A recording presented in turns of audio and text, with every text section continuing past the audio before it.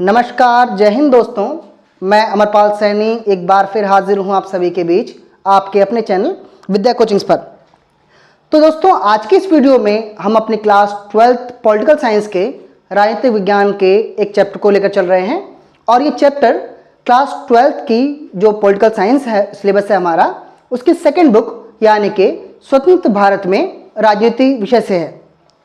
इस किताब की शुरुआत हम पहले अध्याय से, पहले चैप्टर से कर रहे हैं, जिसका आपको बोर्ड पर आप देख पा रहे हैं, राष्ट्र निर्माण की चुनौतियां। तो चैप्टर को शुरू करने से पहले, आज के टॉपिक को शुरू करने से पहले आप सभी को मेरा वही पुराना सुझाव है, वही पुरानी सलाह है कि आप जब ये वीडियो देखने बैठें तो अपने साथ कॉपी पेन जरूर लेकर बैठें, ताकि इस चैप्टर के की पॉइंट्स, इस चैप्टर की जो भी बेसिक जो तथ्य हैं, जो भी क्लू पॉइंट्स हैं, उन्हें आप नोट डाउन करते रहें, ताकि इस चैप्टर की इस वीडियो को एक बार देखने के बाद दोबारा आपको केवल अपने की पॉइंट्स केवल अपने जो आपके बनाए हुए नोट्स हैं उन्हें देखकर पूरा चैप्टर समझ में आ जाए, पूरा चैप्टर एक बार फिर से रिकैप, पूरा चैप्टर एक बार फिर से रिवाइज हो जाए। तो चलिए आज हम शुरुआत करते हैं इस चैप्टर की, जिसमें हम बात कर रहे हैं राष्ट्र निर्माण की चुनौतियां। तो दोस्तों, राष्ट्र निर्माण की चुनौतियां चैप्टर को शुरू करने से पहले हमें जो दो तीन बातों की ध्यान हमें रखना है कि देखिए, क्योंकि हम बात कर रहे हैं स्वतंत्र भारत में राजनीति की, तो जब हम स्वतंत्र भारत में राजनीति की बात करते हैं तो शुरुआत हमें करनी है 1947 से, 1947 से हमें इसकी बात करनी है। क्यों? क्योंकि हम जानते हैं कि भारत में राजनीति की शुरुआत, यानी कि स्वतंत्र भारत में राजनीति की शुरुआत, भारत की स्वतंत्रता और भारत के विभाजन, ये जो दो घटनाएं हैं, भारत की स्वतंत्रता और विभाजन लगभग एक साथ घटी हैं, ये कहें एक साथ ही घटी हैं 1947 में। 1947 में भारत ने और भारत के साथ साथ एक पड़ोसी देश पाकिस्तान ने जन्म लिया एक स्वतंत्र और संप्रभु राष्ट्र के तौर पर, और इसी के साथ भारत की राजनीति का प्रारंभ हुआ। अब आज के इस चैप्टर के साथ साथ हम अपनी इस किताब को जब पूरा करेंगे तो भारतीय राजनीति के पूरे क्रम को, पूरे घटनाक्रम को, सभी जो चीज़ें भारतीय राजनीति में घटी हैं उन महत्वपूर्ण घटनाओं को समझते चलेंगे और एक क्रमवार तरीके से हम पूरी भारतीय राजनीति को समझने की, जानने की कोशिश करेंगे। यहां जैसा कि मैंने कहा कि 1947 में भारतीय राजनीति का प्रारंभ होता है, भारतीय राजनीति की शुरुआत होती है, और 1947 में भारतीय राजनीति के इस प्रारंभ के साथ दो महत्वपूर्ण घटनाएं जो हुई हैं, उसमें पहली एक चीज है भारत की स्वतंत्रता। तो जैसा कि हम जानते हैं, और कक्षा 12वीं के एक बच्चे को यह बताने की जरूरत नहीं है कि भारत को जो स्वतंत्रता मिली है, भारत को आज़ादी मिली है, उसकी औपचारिक तिथि है 15 अगस्त 1947। मैं मानकर चल रहा हूं कि 12वीं में पढ़ने वाला लगभग हर बच्चा इस तारीख से तो वाकिफ होगा, फिर भी हम एक बार रिकैप करके चल रहे हैं कि 15 अगस्त 1947 को भारत को स्वतंत्रता मिली, भारत को आज़ादी मिली। लगभग 200 साल के लंबे औपनिवेशिक शासन के बाद भारत ने संप्रभुता, भारत ने स्वतंत्रता का स्वाद चखा 15 अगस्त 1947 को। 15 अगस्त 1947 को भारत की आज़ादी की जितनी खुशी थी, उतना ही दुख, उतनी ही पीड़ा, उतना ही दंश इस बात का भी था कि इसी तारीख को भारत के विभाजन के लिए भी चुना गया था। तो दूसरी जो चीज़ हुई है वह है भारत का विभाजन, यानी कि भारत का बंटवारा। तो देखिए, भारत का बंटवारा जो है वो भी 14-15 अगस्त की मध्यरात्रि को हुआ है, ये भी लगभग हम सभी लोग जानते हैं। तो 15 अगस्त 1947 का दिन भारत की स्वतंत्रता के लिए एक कह सकते हैं कि खुशी का अवसर, खुशी का मौका, लेकिन इस खुशी के रंग में भंग डालने का एक जो काम ब्रिटिश सत्ता ने, ब्रिटिश शासन ने किया, वो था भारत का विभाजन, यानी भारत का बंटवारा, जो कि 14 अगस्त और 15 अगस्त की मध्यरात्रि को जो है दिन चुना गया भारत के औपचारिक बंटवारे के लिए। भारत के बंटवारे की जब हम बात करते हैं, भारत के विभाजन की बात करते हैं, तो उसमें ध्यान रखना है कि देखिए, हम इसी क्रम में आगे बढ़कर चल रहे हैं और उन चीज़ों को हम अपने समेटते चलें कि जो चीज़ें हमारे चैप्टर के लिहाज से महत्वपूर्ण हैं। जब हम भारत के विभाजन की बात करते हैं, भारत के बंटवारे की बात करते हैं, तो देखिए, भारत के बंटवारे के साथ साथ हमें ध्यान रखनी है कि भारत का विभाजन, भारत का बंटवारा द्विराष्ट्र सिद्धांत के आधार पर हुआ था। द्विराष्ट्र सिद्धांत, अगर आपकी परीक्षाओं में सीधा सवाल पूछा जाए कि भारत का बंटवारा किस सिद्धांत के आधार पर हुआ, तो आपका सीधा उत्तर होगा द्विराष्ट्र सिद्धांत। द्विराष्ट्र सिद्धांत का अर्थ क्या था? तो देखिए, द्विराष्ट्र सिद्धांत का अर्थ या परिभाषा या आशय इस प्रकार स्पष्ट किया गया कि भारत किसी भी एक धर्म का देश ना होकर प्रमुख दो धर्मों यानी कि हिंदू और मुस्लिम धर्म का देश है, इसलिए भारत का बंटवारा भी इन्हीं दो धर्मों के आधार पर होना चाहिए। इसे ही द्विराष्ट्रीय सिद्धांत कहा गया। और दूसरी एक चीज जो आती है कि द्विराष्ट्र सिद्धांत की मांग किसने की थी। तो जब द्विराष्ट्र सिद्धांत की हम मांग की बात करते हैं तो देखिए कि द्विराष्ट्र सिद्धांत की मांग के लिए अगर हम किसी व्यक्ति विशेष की बात करें तो एक व्यक्ति का नाम आता है, वो है मोहम्मद अली जिन्ना।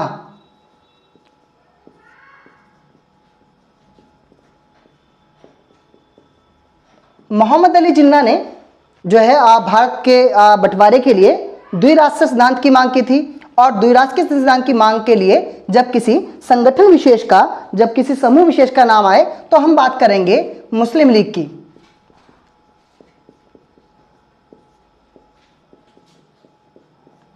मुस्लिम लीग एक कह सकते हैं कि 1947 से पहले एक राजनीतिक संगठन के तौर पर, ये एक राजनीतिक समूह के तौर पर भारत में जिस प्रकार कांग्रेस पार्टी सक्रिय थी उसी तरह मुस्लिम लीग भी एक सक्रिय संगठन था। हालांकि दोनों में बहुत सारे जो है भिन्नताएं भी हैं, बहुत सारे इनके कामों में समानताएं भी हैं।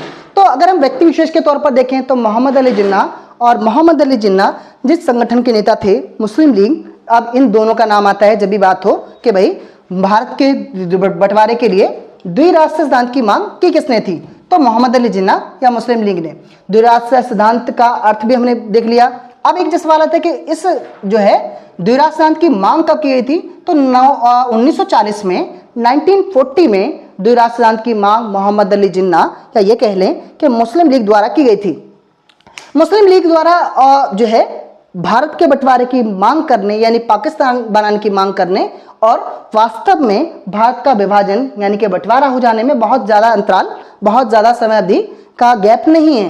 फिर भी हम बात करते हैं, जब भारत के बंटवारे पे हम आते हैं तो देखिए अब एक जो चीज़ बंटवारे से जुड़ी एक और चीज़ हमारे सामने आती है वो ये कि देखिए भारत के विभाजन के लिए सबसे ज़्यादा प्रभावित दो राज्य थे, या ये कह लें कि भारत के विभाजन का, बंटवारे का भारत के किन दो राज्यों पर सबसे अधिक प्रभाव पड़ा। तो देखिए भारत के दो राज्य हैं, एक राज्य जो पूर्वी राज्य है, एक जो पश्चिम में एक राज्य है।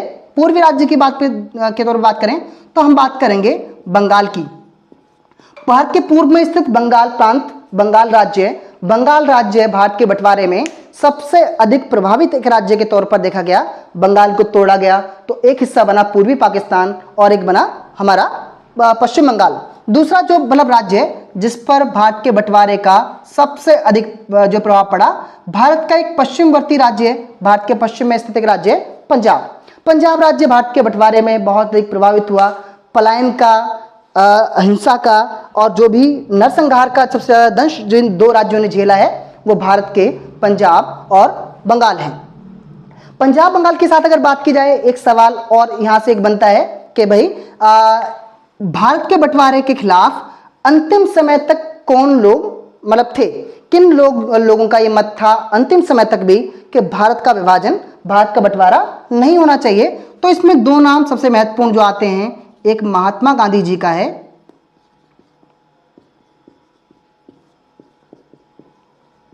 एक महात्मा गांधी जी का नाम है और दूसरा नाम है खान अब्दुल गफ्फार खान साहब का।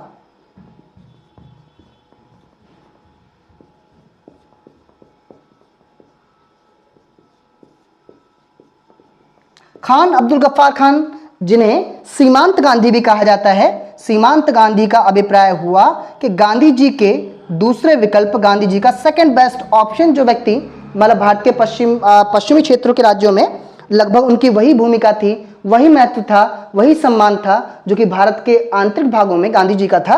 तो दो लोग ऐसे रहे कि जो भारत के विभाजन के अंतिम समय तक भी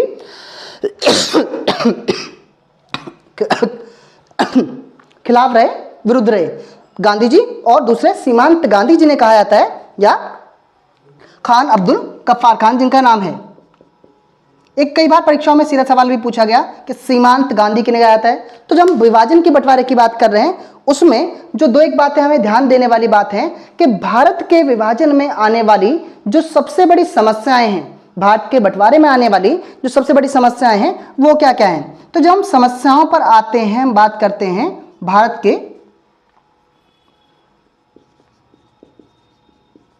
विभाजन की समस्याएं, इन समस्याओं में सबसे पहले जो समस्या थी वो ये कि देखिए भारत के बंटवारे का पूरा कोई कह सकते हैं कि कोई स्ट्रक्चर, कोई जो है खाका तैयार नहीं था।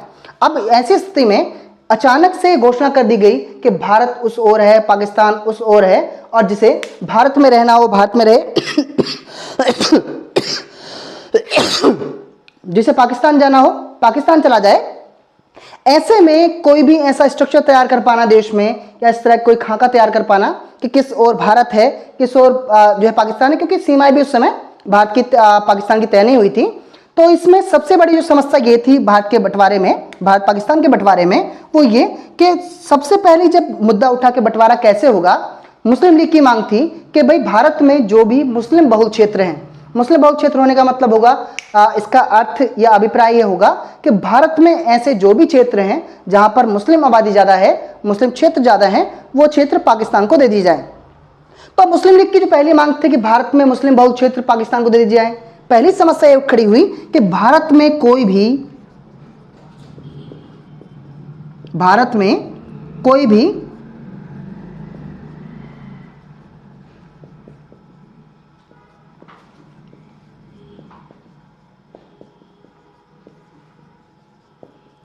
खालिस मुस्लिम क्षेत्र नहीं था। यानी भारत में ऐसा संभव ही नहीं था कि कोई भी ऐसा क्षेत्र, कोई भी ऐसा इलाका हो कि जहां पर सिर्फ मुस्लिम आबादी रहती हो, ऐसा तो कभी संभव था ही नहीं।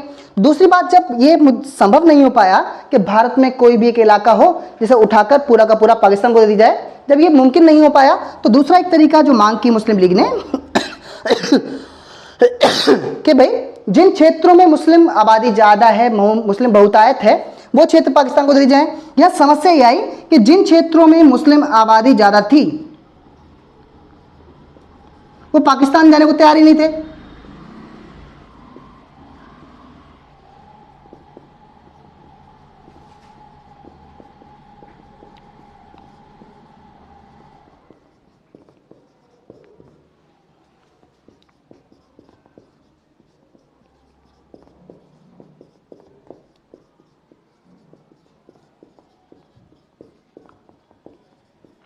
तो सबसे बड़ी दो समस्याएं जिनको लेकर जो भारत के विभाजन में आई, पहली बात तो ये कि भारत में कोई भी खालिस, कोई भी प्योरली ऐसा इलाका, ऐसा क्षेत्र नहीं था जहां पर सिर्फ और सिर्फ मुसलमान जो है निवास करते हो, मुस्लिम समुदाय निवास करते हो, और वो इलाका पाकिस्तान को दिया जा सके। दूसरी समस्या यह आई कि क्योंकि मांग मुस्लिम लीग की ये थी कि अगर कोई इलाका ऐसा नहीं है तो वो क्षेत्र, वो इलाके पाकिस्तान को दे दी जाए जिन क्षेत्रों में मुस्लिम आबादी बहुतायत में है, बहुसंख्यक आबादी निवास करती है, मुस्लिम आबादी। दूसरी इस समस्या के साथ ये साथ जुड़ा कि भाई ऐसे इलाके, ऐसे क्षेत्र पाकिस्तान में जाने को, पाकिस्तान में मिलने को तैयार ही नहीं थे जिन क्षेत्रों की संख्या मुस्लिम संख्या बहुतायत में थी, बहुसंख्यक थी। अब यहाँ जो सबसे बड़ी दो समस्याओं के तौर पर हम देखते हैं कि भारत पाकिस्तान के बंटवारे में ये हैं। इसके अलावा कुछ और जो समस्याएं हमें देखने को मिलती हैं 1947 के भारत पाक विभाजन में, भारत पाक बंटवारे में, उनमें कुछ मुख्य बातें ये भी आएंगी कि भारत और पाकिस्तान के बीच कोई भी सीमा स्पष्ट नहीं थी, कोई भी सीमा तय नहीं थी। एक और समस्या, अगर आप इसको, दो मुख्य समस्याएं और उसके बाद हम काउंट करते चलें, तीसरी समस्या जो मैं आपसे बता रहा हूं कि एक ही समस्या के भारत में पाकिस्तान के बीच कोई भी उस समय सीमा रेखा, कोई भी बॉर्डर, कोई भी बाउंड्री तय नहीं थी कि जिससे तय हो सके कि उधर पाकिस्तान है, उधर भारत है, किसे कहाँ जाना है। कई बार तो ये भी हुआ कि कोई, मान लीजिए कोई दिल्ली में निवास करने वाला व्यक्ति है और उसे पाकिस्तान जाना है। बहुत सारे लोग ये भी हुए जो अपना बसा बसाया घर बार अपना जो है सब कुछ छोड़ छाड़ कर चले गए इस उद्देश्य से कि उन्हें पाकिस्तान जाना है, और वो एक सुनसान सी जगह में जाकर उन्होंने एक पंजाब पार कर दिया, थोड़ा सा इलाका और पार कर दिया और एक सुनसान सी जगह पर जाकर बसे, इस मतलब कह सकते हैं आशा के साथ कि वो पाकिस्तान पहुंच गए हैं। लेकिन जब अक्टूबर नवंबर के बाद दिसंबर तक जाते जाते जब सीमाएं तय हुई, बाउंड्री बसी, तो उन्हें पता चला कि वो भी भारत में ही है। ऐसा बहुत सारे लोगों के साथ जो है पाकिस्तान की ओर से आने वाले लोगों के साथ भी हुआ था, जो अपना घर बार सब कुछ छोड़कर चले आए, लेकिन जिस जगह पर आकर बसे पता चला कि वो इलाका तब भी पाकिस्तान में ही था और वो इलाका तब भी भारत में ही था। तो यहाँ एक जो सबसे बड़ी समस्या थी कि भारत में 47 के बंटवारे के समय पर कोई भी सीमा रेखा तय नहीं थी। तीसरी समस्या के तौर पर हम बात की। चौथी समस्या हम इस तौर पे देखते हैं कि कुछ ही घंटों में भारत या पाकिस्तान से मुस्लिम और हिंदू आबादी एकदम से पलायित कर दी जाए, एकदम से विस्थापित कर दी जाए, ऐसा भी उस समय संभव नहीं था। ऐसा संभव ही नहीं था कि कुछ ही घंटों के लिए घोषणा की जाए कि कुछ घंटों में पाकिस्तान उधर होगा, भारत इधर होगा और कुछ घंटों में लोग इधर से उधर विस्थापित हो जाए। ये संभव नहीं था उस समय। तो चौथी समस्या ये भी देखी जाती है। एक समस्या ये भी देखी जाती है कि भारत और पाकिस्तान के बंटवारे के लिए कोई भी रूपरेखा, कोई भी स्ट्रक्चर, जैसा मैंने पहले भी कहा कि तैयार नहीं था। ये सब चीज़ें भारत पाकिस्तान के बंटवारे के लिए देखी उत्तरदायी मानी जाती है, देखी जाती हैं। तो यहाँ हमने बात की भारत के विभाजन, बंटवारे से जुड़ी जो मुख्य मुख्य बातें हमारी परीक्षाओं में पूछी जाती हैं और हमारे सिलेबस का, हमारे इस चैप्टर का हिस्सा हैं। अब एक जो चीज़ यहाँ जुड़ती है महत्वपूर्ण जो है बिंदु के तौर पर कि देखिए भारत और पाकिस्तान का बंटवारा हुआ। भारत पाकिस्तान का बंटवारे के लिए जो तिथि तय हुई वो 14 और 15 अगस्त की मध्यरात्रि थी। मतलब कि 14 अगस्त की रात्रि 12 बजे से पहले और कैसे ना रात 14 अगस्त की जो 12 के बाद, जैसे हम आजकल बर्थडे मनाते हैं, जैसे 1 बजे हम फोन लेके तैयार बैठे रहते हैं, किसका स्टेटस लगाना है, किसे कॉल करनी है, फोन साथ में लेके बैठते हैं घंटों भर। कई बार बेचारों के साथ कुछ मोय भी हो जाता है कि जागे थे किसी का बर्थडे विश करने के लिए, पर बर्थडे विश करने से 5 मिनट पहले बेचारे सो गए और आंख खुली 2-3 घंटे बाद। तो जो आजकल हम बर्थडे में करते हैं वही हुआ कि 14 अगस्त और 15 अगस्त की मध्यरात्रि यानी रात के 12 बजे को बंटवारे के लिए समय बिंदु माना गया। और जब भारत पाकिस्तान का बंटवारा हुआ तो इस समय, क्योंकि हम थोड़ा सा अलग जाएं, तो संविधान सभा की स्थापना 1946 में हो ही चुकी थी। जब देश का बंटवारा हुआ 14 अगस्त और 15 अगस्त की मध्यरात्रि को, तो देश के अंतरिम प्रधानमंत्री पंडित जवाहरलाल नेहरू ने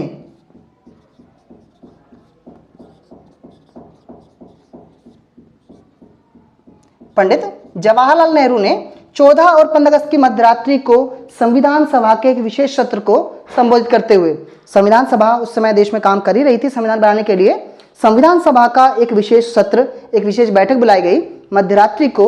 और पंडित जवाहरलाल नेहरू जो उस समय देश के अंतरिम प्रधानमंत्री बने, उन्होंने संविधान सभा को संबोधित करते हुए एक प्रसिद्ध भाषण दिया। इस प्रसिद्ध भाषण को हम जो जानते हैं जिस नाम से, उसका नाम है trust with destiny. Trust with destiny. और इस भाषण को हिंदी में जो नाम दिया गया है वो है भाग्यवधू से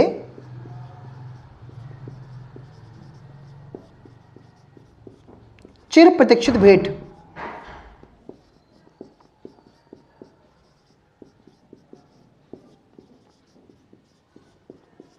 भाग्यवधू से चिर प्रतीक्षित भेंट या फिर ट्रस्ट विद डेस्टिनी।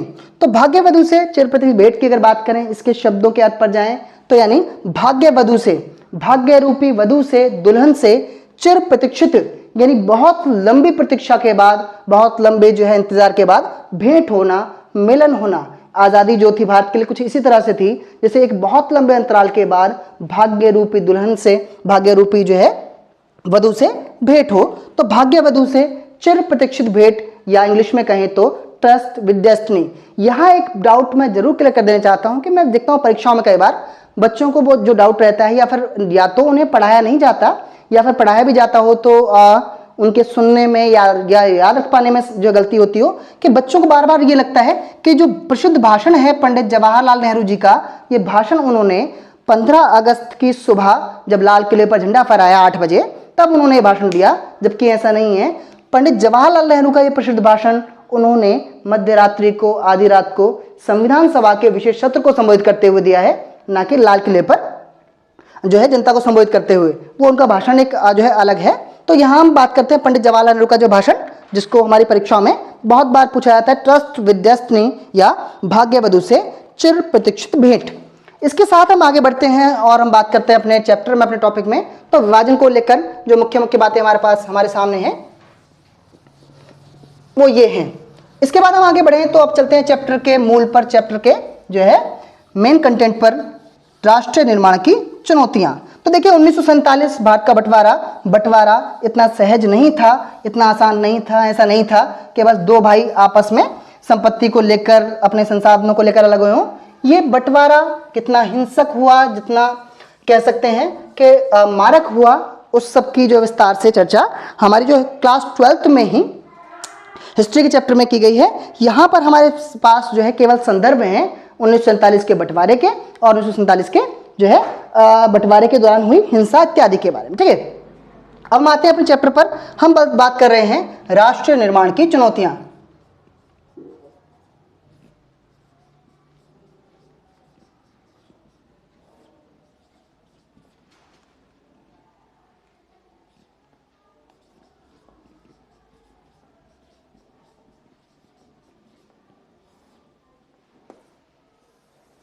राष्ट्र निर्माण की चुनौतियां हम क्यों इन पर बात कर रहे हैं, तो देखिए 1947 में 1947 में भारत के एक स्वतंत्र और एक स्वयंप्रभु राष्ट्र बनने के साथ साथ ऐसा नहीं था कि भारत जो है एकदम से उठ खड़ा हुआ हो, भारत एकदम से बन गया हो। उस समय 1947 में 1947 में भारत को एक स्वतंत्र संप्रभु एक कह सकते हैं कि आर्थिक रूप से सशक्त राष्ट्र बनने के लिए बहुत सारी चुनौतियों का, बहुत सारी समस्याओं का, बहुत सारी जो है दिक्कतों का सामना करना पड़ा। लेकिन यहाँ पर हम उन सभी चुनौतियों, उन सभी समस्याओं के निचोड़ के रूप में राष्ट्र निर्माण की 3 चुनौतियों की बात कर रहे हैं। राष्ट्र निर्माण की 3 चुनौतियों का मतलब ये कि भारत को स्वतंत्रता के बाद भारत बनने के लिए किन किन चुनौतियों का, किन किन समस्याओं का सामना करना पड़ा, उनकी हम बात कर रहे हैं। राष्ट्र निर्माण की, देश के बनने की 3 चुनौतियों की बात कर रहे हैं। तो यहां हम जब 3 चुनौतियों की बात करते हैं तो इसमें देखिए, हम जब राष्ट्र निर्माण की 3 चुनौतियों की बात करते हैं, मैंने पहले भी कहा कि राष्ट्र को राष्ट्र बनने में बहुत सारी चुनौतियों का सामना करना पड़ा, लेकिन हम उनमें से उनका निष्कर्ष, उनका निचोड़, या हम ये कह लें कि तत्कालिक जो चुनौतियां देश के सामने थीं, देश को एक नया देश बनाने के लिए, उनकी हम यहां बात कर रहे हैं। तो देखिए, राष्ट्र निर्माण की चुनौतियों में जो सबसे पहली चुनौती भारत के सामने 1947 में थी, वो चुनौती थी एकता के सूत्र में बांधे रखना।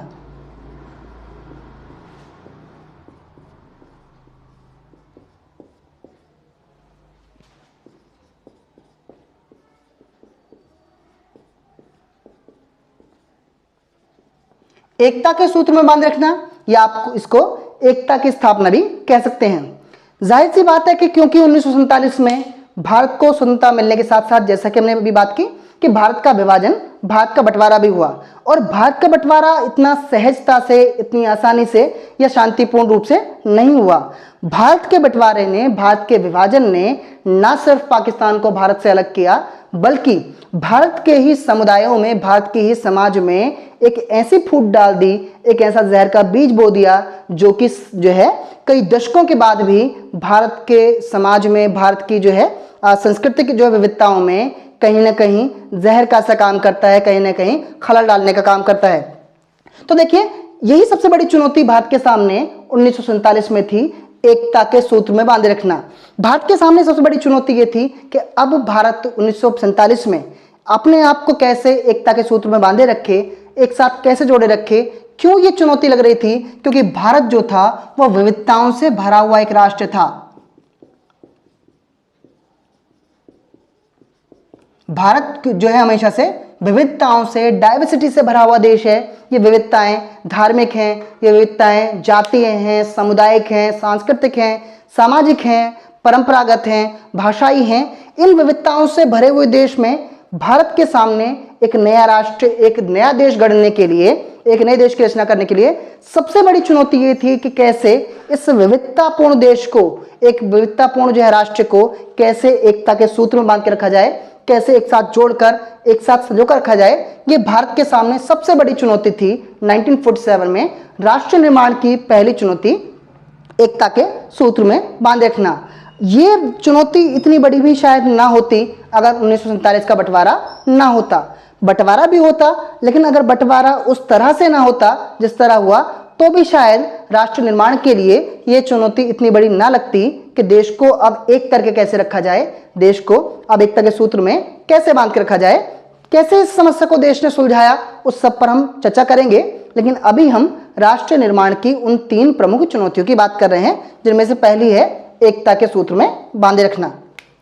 हम एकता के सूत्र में बांधे रखने के बाद जब दूसरी चुनौती की बात करते हैं, दूसरी चुनौती की चर्चा करते हैं, तो हम बात करते हैं राष्ट्र निर्माण की। जो दूसरी सबसे बड़ी चुनौती देखी गई वो है देश में लोकतंत्र की स्थापना।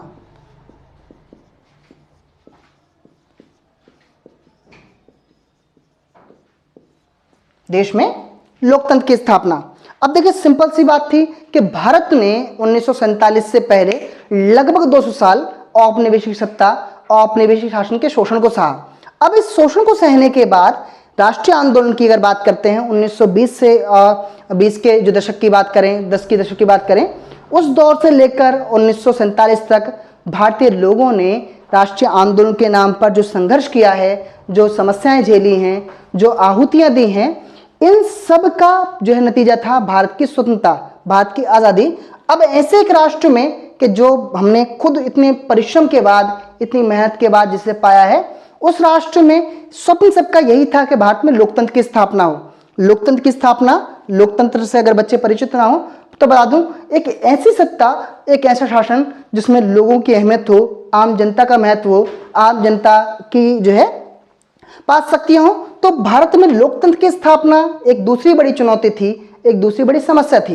लेकिन समस्या की जैसे हमने बात की कि एकता के सूत्र में बांध रखना क्यों समस्या थी, क्योंकि देश विविधतापूर्ण था और इस विविधतापूर्ण राष्ट्र में विभाजन नाम का, बंटवारे नाम का जहर भी घुल गया था। इसीलिए देश के सामने एकता के सूत्र में बांध रखना एक चुनौती थी।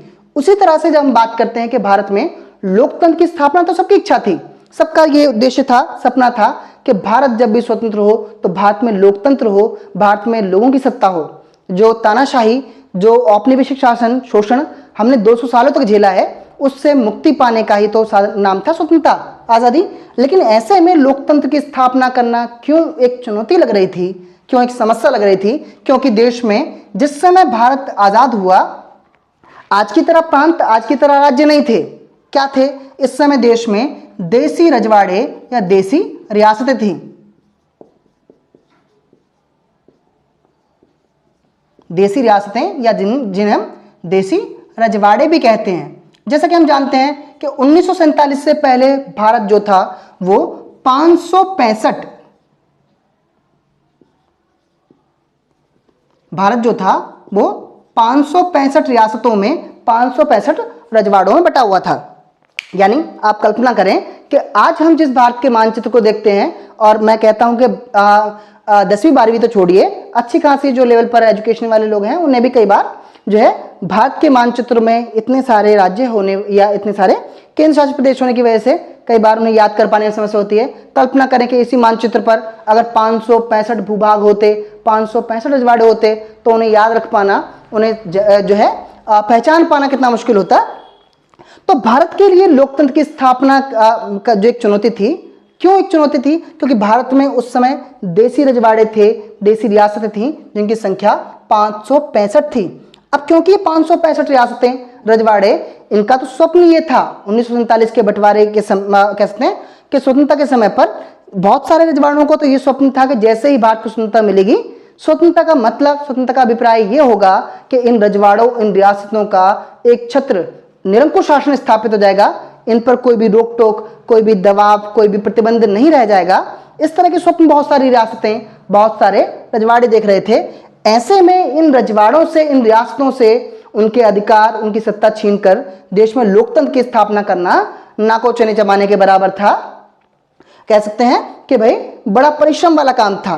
ये सब कैसे हुआ? हम, जैसा मैंने कहा कि हम बात करें, अभी हम राष्ट्रीय निर्माण की चुनौतियों की, राष्ट्रीय निर्माण की समस्याओं की बात कर रहे हैं। तो यहाँ दो समस्याएं हो गई, दो चुनौतियां हो गई, एकता के सूत्र में बांध रखना और दूसरी चुनौती लोकतंत्र की स्थापना।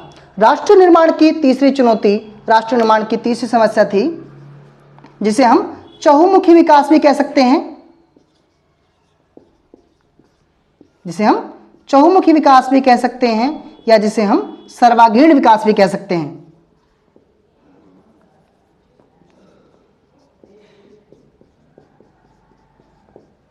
इसे आप सर्वांगीण विकास कहें या फिर चहुमुखी विकास कहें।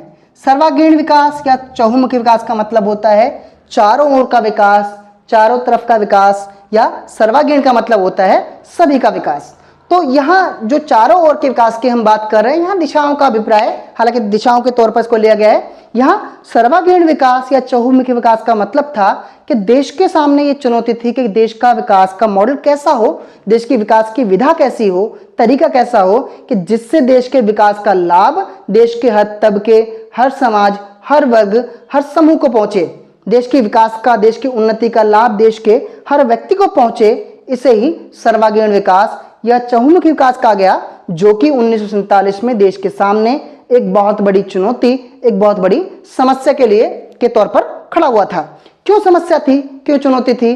क्योंकि अब तक यानी 1947 तक भारत में विकास का अभिप्राय, विकास का अर्थ केवल ये था कि अगर ब्रिटिश सत्ता या ब्रिटिश सत्ता से जुड़े हुए लोगों का विकास हो रहा है, यानी उनका अगर ब्रिटिश सत्ता या ब्रिटिश सत्ता से लाभ पाने वाले लोग अगर फल फूल रहे हैं, तो इसे ही उस समय विकास कह दिया जाता था।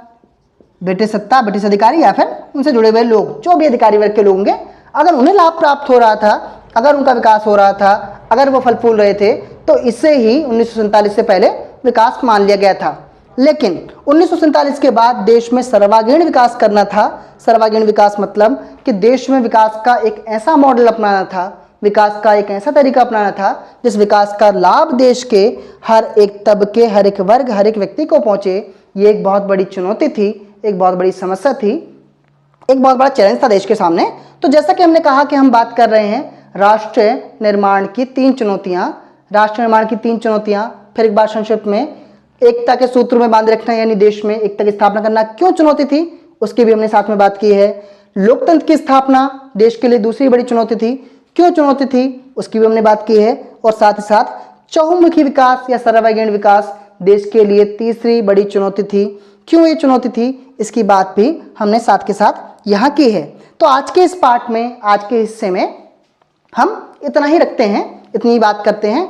आगे बहुत जल्द आपको इस चैप्टर का अगला पार्ट भी, और साथ ही साथ आगे इस किताब के जो बाकी चैप्टर्स हैं, जैसा कि मैंने कहा कि हम इस चैप्टर की शुरुआत के माध्यम से भारतीय राजनीति की पूरी यात्रा पर जाएंगे। सब कुछ क्या बीता है, क्या हुआ है, वो सब देखेंगे और उस सब पर चर्चा करते हुए हम अपनी कक्षा 12वीं में दिए गए जो सिलेबस है उसको पूरा कर लेंगे। मैं बार बार एक बात कहता हूं कि जब भी आप राजनीतिक विज्ञान में या इतिहास में कोई चीज़ पढ़ें, तो उसे सिर्फ पढ़ें ना, बल्कि समझें कि ना सिर्फ आपको वो चीज़ रटी जाए, आपको याद रहे, बल्कि आपको समझ भी आए कि जो कुछ हो रहा है वो क्यों हो रहा है, उसके पीछे के राजनीतिक ऐतिहासिक घटनाएं क्या हैं, वो सब हमें समझ में आए। इस उद्देश्य के साथ आज की इस वीडियो को हम समाप्ति की तरफ लेके जाते हैं। और आज की इस वीडियो की समाप्ति में मैं आप सभी के लिए 2 प्रश्न छोड़े जा रहा हूं, और आपको इन प्रश्नों के उत्तर इस वीडियो के कमेंट बॉक्स में देने हैं। मेरी इस वीडियो के 2 सवाल में, पहला सवाल है, आपको बताना है कि भारत के और पाकिस्तान का बंटवारा किस सिद्धांत के आधार पर हुआ था।